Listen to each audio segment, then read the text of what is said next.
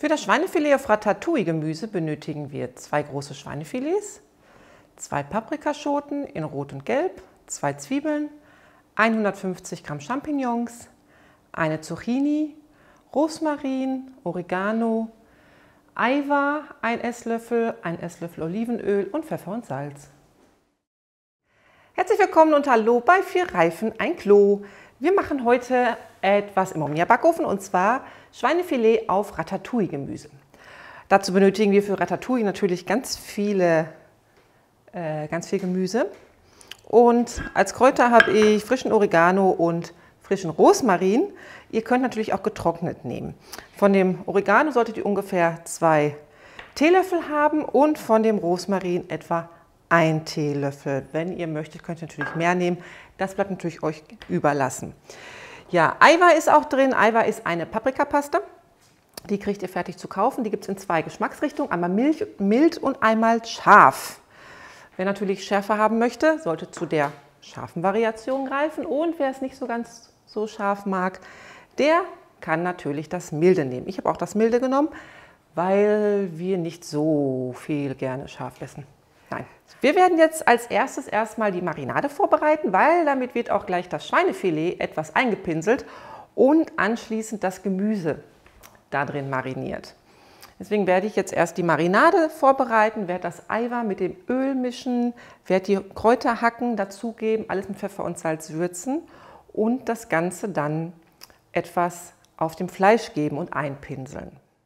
Das Schweinefilet habe ich jetzt mit etwa einem halben Teelöffel Marinade eingepinselt pro Schweinefilet. Ich werde das jetzt direkt in die Omnia-Backform legen. Ich habe die beschichtete Omnia-Backform, weil ich die einfach praktischer finde. Ihr könnt das natürlich ohne weiteres auch in der unbeschichteten machen. Ich werde jetzt das Schweinefilet dort reinlegen, kurz leicht anbraten, so etwa 3 Minuten auf voller Flamme. Dann werde ich es nochmal umdrehen zwischenzeitlich. Aber in der Zwischenzeit bereite ich das Gemüse vor.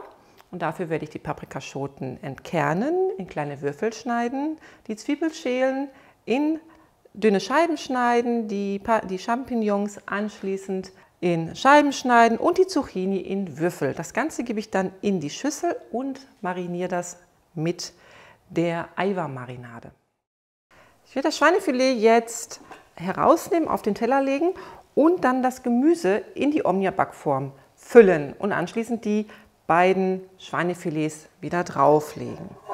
Da ich jetzt noch 2 Rosmarinzweige übrig habe, lege ich die jetzt einfach nur da drauf und lasse die einfach ein bisschen mitschmoren. Wundert euch nicht, dass das jetzt ein bisschen hoch ist. Das Gemüse wird gleich noch weicher werden, das wird versinken und alles geht noch mal ein bisschen nach unten. Und das Ganze werde ich jetzt einfach noch mal für ungefähr 30 bis 40 Minuten, es kommt immer auf die Dicke der Filets an, auf mittlerer Flamme drauf lassen.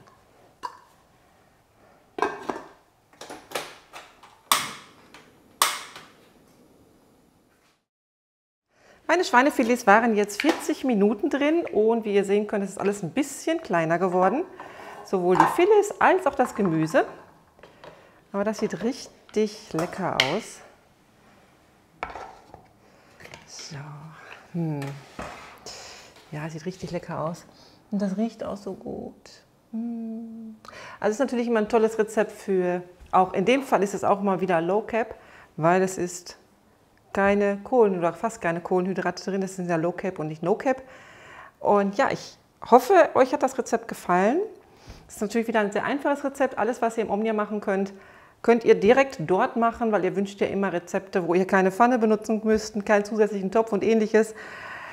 Ja, ist manchmal nicht so einfach, denn Röstaromen, richtig tolle Röstaromen entstehen halt erst durch die Pfanne, aber ich bemühe mich immer, eure Wünsche dann wahr werden zu lassen und euch einfache Rezepte mit an die Hand zu geben. Und ich denke mal, das ist wieder ein sehr einfaches Rezept. Wer natürlich möchte, kann sich gerne Nudeln oder Reis dazu machen. Ich habe jetzt sehr wenig Flüssigkeit drin, aber wenn ihr viel Flüssigkeit drin habt, dann liegt das oft am Gemüse oder auch am austretenden Fleischsaft. Das kann passieren. Es ist immer wieder eine Glückssache, wie wässerig Gemüse und Fleisch ist. Also wenn ihr da viel Gemüse drin habt und viel Flüssigkeit austritt, dann liegt es wirklich oft daran. Viele haben ja auch den unbeschichteten Backofen. Wenn ihr jetzt das mit der Silikonform macht, dann garantiere ich euch, dass es wirklich sehr flüssig bleibt. denn das Silikon verbrennt keine Flüssigkeit. Jetzt in der Backform, sowohl in der antihaftbeschichteten als auch in der nicht beschichteten, da verbrennt euch wieder viel Flüssigkeit, das heißt, es verdunstet viel und ihr habt es nicht so flüssig. Mit der Silikonform wiederum habt ihr es flüssiger. Ich habe dazu ja mal ein Video gemacht und habe da erklärt, warum ich keine Silikonform bei herzhaften Rezepten verwende.